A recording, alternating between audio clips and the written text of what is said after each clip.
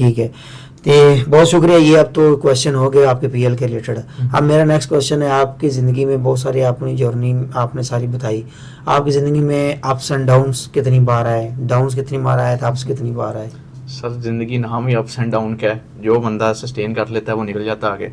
तो अगर आप डाउन्स की बात करें, जो स्टार्टिंग जैसे जर्नी स्टार्ट की, तो वो सबसे पहले आप लगा लें कि अगर मैं अर्निंग के ऊपर आऊँ, तो जब मैं वहाँ पे आया था एक कुकिंग ऑयल के अंदर मैं जॉब कर रहा था एज अ सेलमैन की, तो उस वक्त मेरा बन जाता 15,000। अपने बिजनेस के अंदर आ गया, मंथली 3-4 हज़ार रुपये आ गया, ठीक है। उसके बाद फिर मैं आ गया मास्क के अंदर आ गया, तो फिर मैं मंथली फिर 12-13 हज़ार रुपये चला गया। फिर मैं आ गया लैपटॉप्स के अंदर आ गया कि सर 40-50 हज़ार बन रहा है, ठीक है। लैपटॉप्स के बाद फिर जब मैं एसईओ की इंटर्नशिप के अंदर आया, मैं फिर जीरो के ऊपर आ गया, ठीक है।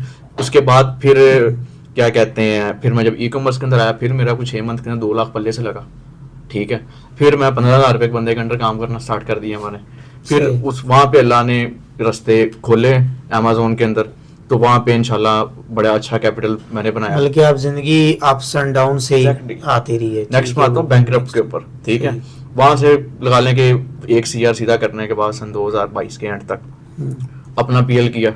वहाँ पे भी 1 CR से हम आ गए नीचे। स्पेंडिंग ज़्यादा, पैसा कमाना अलग चीज़ है, उसको सही तरीके से लगाना, सस्टेन करना, ग्रो करना, वो एक ज़्यादा मुश्किल चीज़ है। बनाना फिर भी ईजी है। इधर जो बच्चे देखते हैं कि जिसने पैसा बना लिया, नहीं सर, पैसा बनाना, बनाते रहना, और जो बनाते रहने वाले पैसे को उसको सही तरीके से इन्वेस्ट करना, ये गेम है, उसको डबल करना, ठीक है। तो उसके बाद फिर जब मैंने अपना ब्रांड स्टार्ट किया, वहाँ पे फिर मैं डाउन आया। उसके बाद फिर साथ हमने एजेंसी स्टार्ट की। फिर आप चले गए एक पॉइंट के बाद बैंकरप्ट एजेंसी बनाने के बाद भी, ठीक है, समझ ही नहीं है, अगले मंथ की सैलरीज नहीं है। फिर ब्रेन दिमाग के घोड़े दौड़ाए हमने, कौन कौन सी गलतियां की। फिर हमने गलतियां इतनी कर ली थी कि हमारा कोई नेक्स्ट लॉस की चीज़ बनती ही नहीं थी। फिर हम आ गए प्रॉफिट की तरफ, तो फिर अल्लाह ने करम किया, फिर प्रॉफिट प्रॉफिट प्रॉफिट प्रॉफिट फिर चलता जा रहा है। सही सही।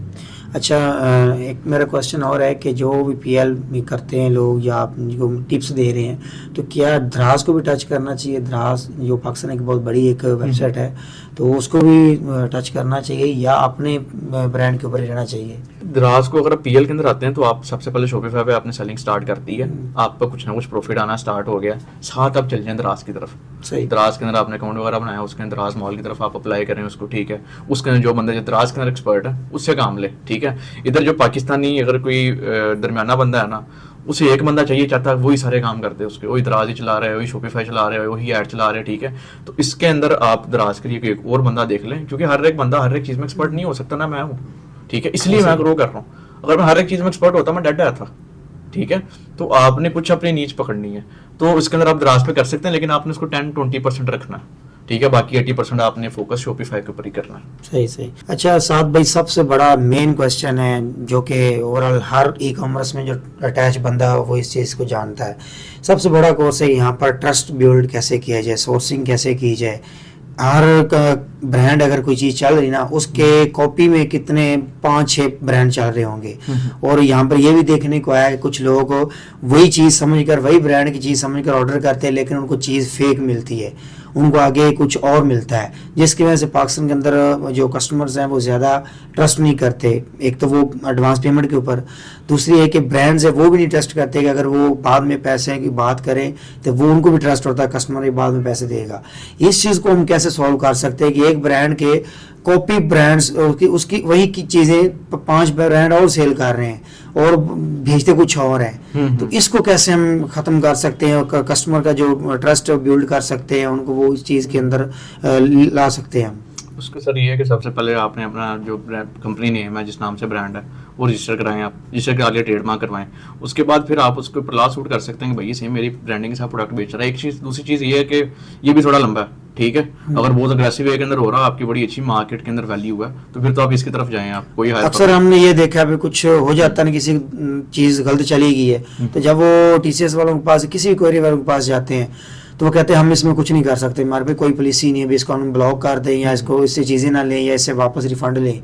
तो ये आपके ख्याल में इस, तुम देखें, जब आप एक अदारे क्वेरियर वाले वो ही नहीं आपसे बात कर रहे हैं कि हम चीज़ को सेलर को ब्लॉक करते हैं, जो ये बंदा चीज़ें सेल कर रहा है, एक ब्रांड का नेम लेकर 2 नंबर चीज़ें भेज रहा है। तो इसके ऊपर ये इस तरह के इश्यूज हैं, हम इनको कैसे इनको ख़त्म कर सकते हैं, इनको किस तरह हम इसको हैंडल कर सकते हैं? सबसे पहले चीज़ तो सर मैं कहता हूँ कि आपको मुबारक हो कि अगर कोई बंदा इस तरह कर रहा है, मीन्स कि आपको वो कुछ समझता है और आपके ब्रांड की इतनी वैल्यू हो, ठीक है। दूसरी चीज़ ये है कि इसको ख़त्म करने की एक और चीज़ है कि फेसबुक को आप कहते हैं कि ये मेरा जेन्युइन बिजनेस है, ठीक है, ये मेरी उसके डॉक्यूमेंट्स हैं बिजनेस के, ये बंदा मेरी ऐड चला रहा है, मेरी ब्रांड की चीज़ें सेल कर रहा है, रिस्ट्रिक्ट करें।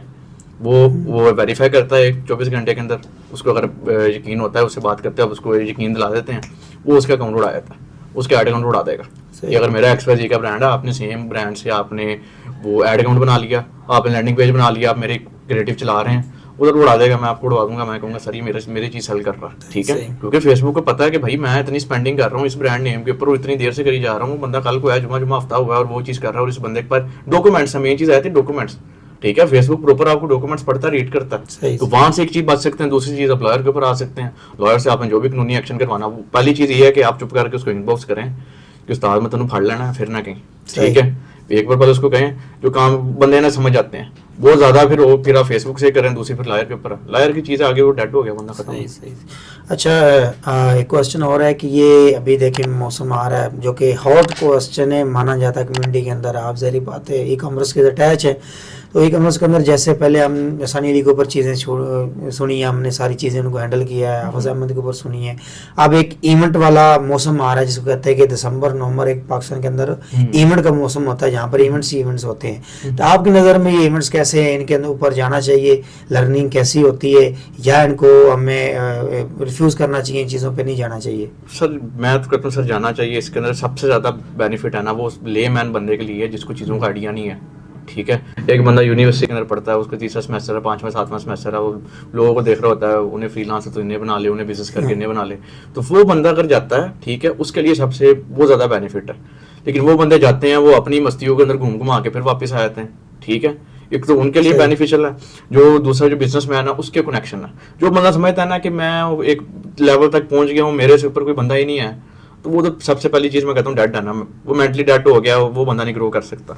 आप उधर जाते हो, आपके कनेक्शन बनते हैं, जो अगर एक अच्छा बिजनेसमैन है उसको क्यों जाना चाहिए, एक उसको क्लाइंट्स मिल सकते हैं, दूसरी चीज़ वो जूनियर को सिखा सकता है कोई ना कोई चीज़, ठीक है। तीसरी चीज़ ये है कि नेटवर्किंग है, ये नेटवर्किंग जो आपका नेटवर्क है वही आपकी नेटवर्थ है। मैंने भी सर अगर जो चीज़ अचीव की है या कर रहा हूँ, मैं एजेंसी चला रहा हूँ, तो सारी गेम सेट नेटवर्क की है। आज हम पॉडकास्ट भी कर रहे हैं, वो भी एक नेटवर्क का पार्ट है, ठीक है। अगर मैं नेटवर्किंग अपनी ना करता और मैं और एक कमरे के अंदर बैठ के सारी चीज़ें कर रहा हूँ, तो मैं आपको नहीं जानता, मुझे नहीं जानता। पर यहाँ पर तो कुछ लोग बड़ी शोलियाँ छोड़ते हैं, वो कहते हैं कि जी ये तो पैसे की गेम है, जो पैसा देगा उसको बाहर मिल जाता है, जो VIP पास खरीदता है बस वही है, ये इन्होंने कारोबार बनाया हुआ है। तो बहुत सारे इवेंट्स के ऊपर ये तनकीद भी होती है, क्रिटिसाइड किया जाता है। तो मैं आपसे ये पूछना चाह रहा हूँ कि अगर आप ई कॉमर्स में हैं, तो ई कॉमर्स में सबसे ज़्यादा लोग इवेंट्स के ऊपर जाते हैं इसीलिए कि ई कॉमर्स के परस्पेक्टिव से जाते हैं कि हम कोई बिजनेस शुरू करेंगे, स्टार्टअप लेंगे, हमें इन्वेस्टर मिल सकता है। तो आपको एक तो ये नेवली जो फ्रीलांसर है, यंग्स हैं, न्यूबीज़ हैं, उनको क्या पैगाम देंगे ई कॉमर्स के हवाले से, जो अभी ई कॉमर्स की फील्ड में आ रहे हैं और कुछ करना चाहते हैं, उनको आपकी तरफ से क्या पैगाम? मेरी तरफ से ये है कि सबसे पहले तो भाई वो ऑनलाइन लर्निंग करें, ठीक है। और अगर इवेंट से भी उनको इन्वेस्टर मिल सकता है, लेकिन तरीका आना चाहिए ना, ठीक है।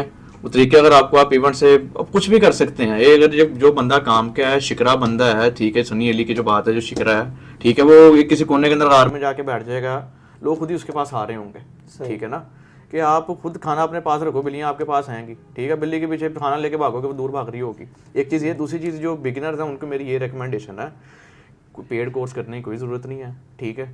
चुप करके ऑनलाइन यूट्यूब से सीखें आप, फिर किसी एजेंसी के अंदर करें इंटर्नशिप, ठीक है। इंटर्नशिप 6 महीने की करें। अब एक बंदा है ना जो बिगिनर है, वो 6 महीने की अनपेड इंटर्नशिप करने के लिए रेडी नहीं है। हम पल्ले से पैसे दे दे के चीज़ें सीखते रहे हैं, ठीक है, और स्टिल उसके बाद भी हमारी चीज़ें बड़ी मुश्किल से जाके सेट हो रही थी। अब इधर अगर कोई बंदा उनको ऑप्शन देता है कि सर फ्री के अंदर इंटर्नशिप आ जाए 6 मंथ, वो कहते हैं नहीं यार नहीं, क्या दोगे। तो पैसा हमेशा उस बंदे का बनता है जो पैसे के पीछे भागता नहीं है, ठीक है। रॉबर्ट कियोसाकी की अगर जो मैंने बुक पढ़ी है, उसके अंदर एक चीज़ है थी कि जब एक अमीर बाप होता है एक बंदे का और गरीब बाप होता है, ठीक है, उसे काम कराता है, वो उसको पैसा नहीं देता, ठीक है। वो कहता है कि ये बड़ा जालिम बंदा है कि मुझे पैसे क्यों नहीं दे रहा है। तो एडनर बताता है कि बेटा जब मैं आपको पैसे दूंगा, आपका दिमाग चल रहा होगा एज एम्प्लॉय, ठीक है, जब मैं आपको पैसे नहीं दूंगा आपका दिमाग खुद ही चलेगा कि मैंने जनरेट करना है पैसा, ठीक है। तो वो कहते हैं कि पहले दिन मेरे अंदर भी गलती आई थी कि जब हमने भी काम स्टार्ट किया हमने कहा पहले दिन से ही पैसा आना चाहिए, वो हमने भी रगड़ा खाया उसका। तो एक न्यू जो फ्रीलांसर है या न्यू बंदे को ये है कि पहले भाई काम सीख ले, किसी उस्ताद के नीचे सीख ले, ठीक है। उस्ताद मिलना काम का सबसे बड़ी चीज़ ये है, उस्ताद मिलना। मुझे एक उस्ताद मिला था, ठीक है, उसका नाम हमास है, ठीक है। अभी मैं उसकी इज़्ज़त करता हूँ, ठीक है, मेरा सीनियर है। मैंने जो चीज़ें उससे 1 साल में सीख ली मैंने पूरी ज़िंदगी में नहीं सीखी, ठीक है। उसने मुझे क्यों सिखाई कि मैंने सर अपना आप उसको दे दिया, ठीक है। इधर बंदे उस्ताद की इज्जत भी नहीं करते, उनको उस्ताद मिलता भी नहीं है, फिर वो कहते हैं कि मैंने 9 to 5 आया, इंटर्नशिप भी कर रहा है बंदा, 9 to 5 आया, सारी ये चीज़ करके चला गया, ख़त्म। इस तरह नहीं है। अगर आपको काम का बंदा मिल गया, उसको आपने अच्छी वैल्यू दे दी है, वो बंदा पता नहीं आपको कहाँ से उठा के कहाँ पे ले जाएगा। कि मैं हिसाब लगाएं कि अगर मैं आपको एक छोटी सी एग्जांपल दूं, जिस बंदे के साथ मैं 15,000 रुपये 20,000 रुपये पर मंथ पे आया था, उसी बंदे के साथ मैंने 1 मिलियन पर मंथ का बनाया, और ये स्टार्ट होने के तीसरे चौथे मंथ बनाया। इसके अंदर सारा कर्म अल्लाह का है, ठीक है। लेकिन अल्लाह के बाद भी मेन ये है कि मुझे पता था कि उस्ताद है, उस्ताद को टाइम देना, उसकी बात माननी है। पहले दिन नहीं बताया था, ठीक है। अगर मैं पहले दिन नहीं होता कि नहीं उस्ताद मैं पहले 50,000 बना रहा सी, मैंने 50 ही चाहिए, मैंने 60 चाहिए, 70 चाहिए, नहीं। जब आपको पता है कि उस बंदे का विजन अच्छा है, चल जाओ उसके साथ। 6 महीने नहीं पैसा बनता, साल नहीं बनता, लेकिन ये देखो कि आप पर मंथ कोई चीज़ सीख रहे हो। अगर आपने 1 मंथ 2 मंथ चीज़ नहीं सीखी, उस्ताद फर्क है। अगर आपने कोई ना कोई चीज़ सीख रहे हो तो उसके वो पैसा बना के देगी आपको। तो साद भाई, आप ज़ाहिर बात है ई कॉमर्स के अंदर है कि आप चैंपियन के तौर पर जाने जाते हैं, तो आपका कोई केस स्टडी, कोई चैनल जहाँ से कोई फ्रीलांसर है जो ई कॉमर्स में जाना चाह रहे हैं, लोकल ई कॉमर्स करना चाह रहे हैं, तो वो आपसे कैसे कनेक्ट हो सकते हैं और किस तरह वो आपसे ये चीज़ें सीख सकते हैं? किसी को हेल्प की ज़रूरत हो तो किस तरह आप तक पहुँच सकते हैं? उसके अंदर ये कि एक तो मेरा यूट्यूब पे चैनल है, ठीक है, उसके मैंने ऑलरेडी एक फ्री कोर्स डाला हुआ है शॉपिफाई प्राइवेट लेबल का, ठीक है।